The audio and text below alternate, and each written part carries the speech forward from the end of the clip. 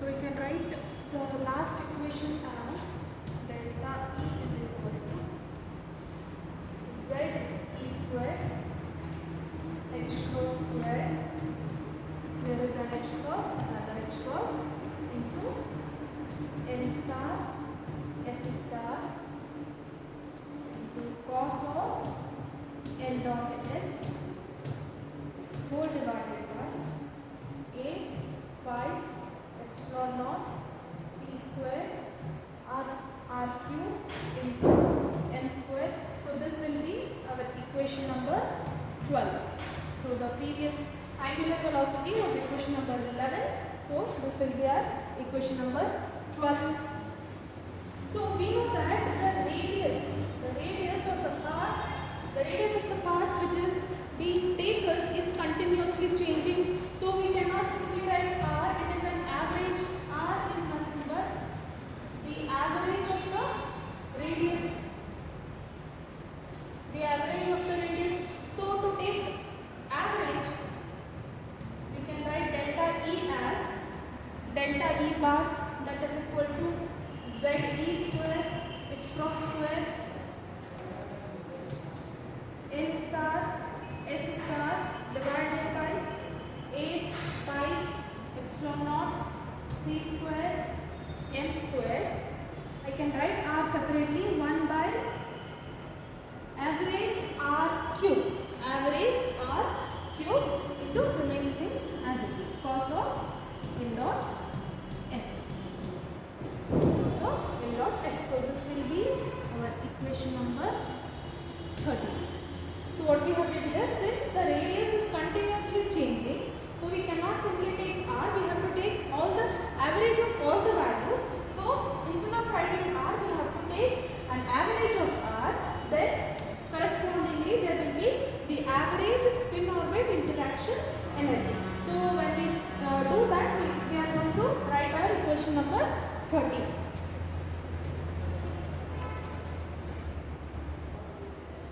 But according to using perturbation theory, which you will be studying in your masters, so using perturbation theory,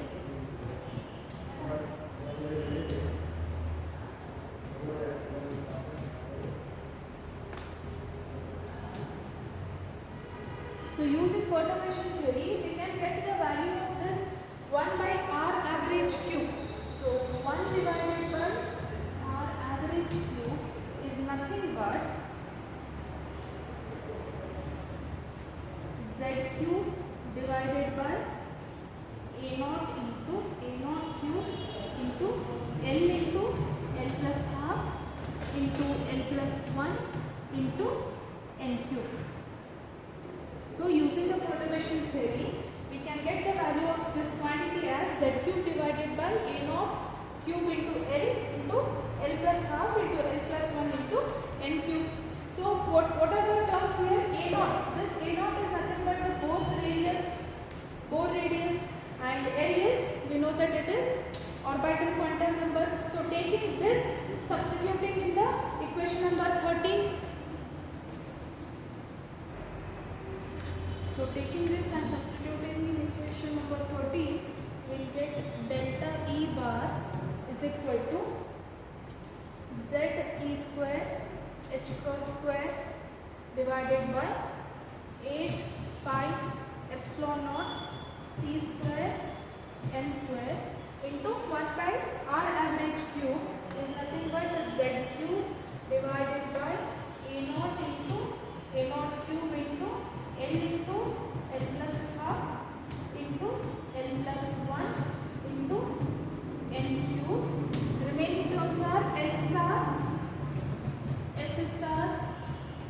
So cos of, so we can write L dot S as L star dot S star in terms of H cross. So instead of writing L and S, we can write L star and S star also, but we should remember it is in terms of H cross. So now this will be our equation number 14. This is our equation number 14. But we know that so in the next sections of LS coupling and JJ coupling, we will come to know that the spin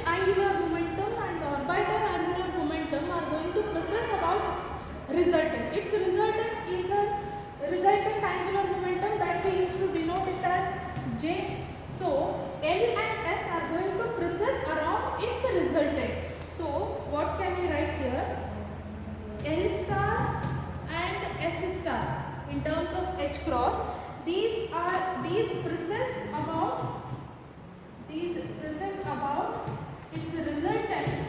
I'll simply denote it as J star, right? Because J is the resultant of L and S. So using cosine law, what I can write? J star square is equal to L star square plus S star square plus 2 L star S star cos of L star into S star. So using the cosine law of vector additions. So it is the vector property cosine law. We can write it as J star square is equal to, that is the resultant square is A square plus B square plus 2AB cos theta. Right? So I can take this, using this equation I will get the value of L star S star cos of L star S star. This term we can get from the below equation, that is delta E bar will be equal to Z E square H cross square divided by 8 pi epsilon naught C square M square into Z cube divided by A naught cube L into N plus half into L plus 1 into N cube. So in place of this I can write J star square minus L star square minus S star square whole divided by 2. See here, I want the value for L star S star and cos of L star S star. I will keep this on right hand side. If I take this, it will be J star square minus L star square minus S star square whole divided by 2. Right? So that is what we have written. So this will be, I can now it is just simplification. We will get delta E bar, that is average. It will be Z power 4 E square H cross square whole divided by, we have 8 and 2, we can write here 60 pi epsilon naught C square M square A naught cube L into N plus half into N plus 1 into N cube into bracket J star square minus L star square minus S star square.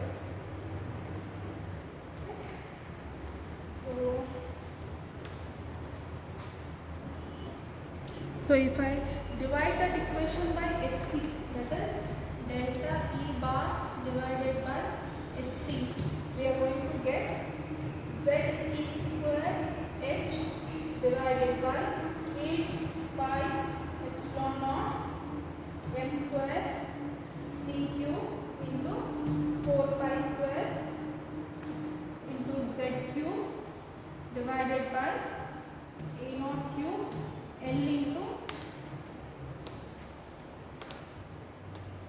so we can replace from this equation, L into L plus half into N plus 1 into N cube into half J star square minus L star square minus S star square. All the other terms remain as it is. So now this delta E divided by HC. So this delta E divided by HC, this entire term I can write in terms of Rydberg constant, Bohr radius. So when we do the simplifications, we are going to get it as Z power 4 R, which is Rydberg constant, alpha, which is fine structure constant, alpha square divided by L into L plus half into L plus 1 into N cube, and this term as it is J star square minus L star square minus S star square. Right? So now this quantity delta E bar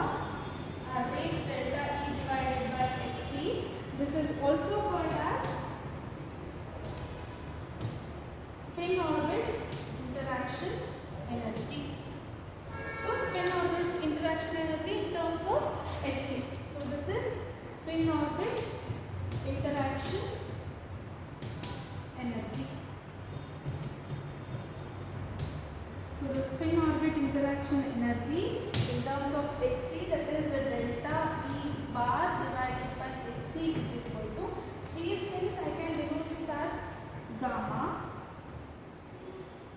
into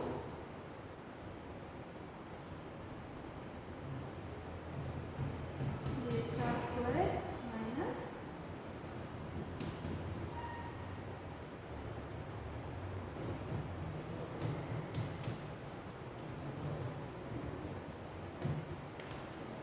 this is all the remaining quantities I can denote it as A bar. So this is nothing but gamma. I can denote it as gamma. So the spin orbit interaction energy in terms of Hc is nothing but gamma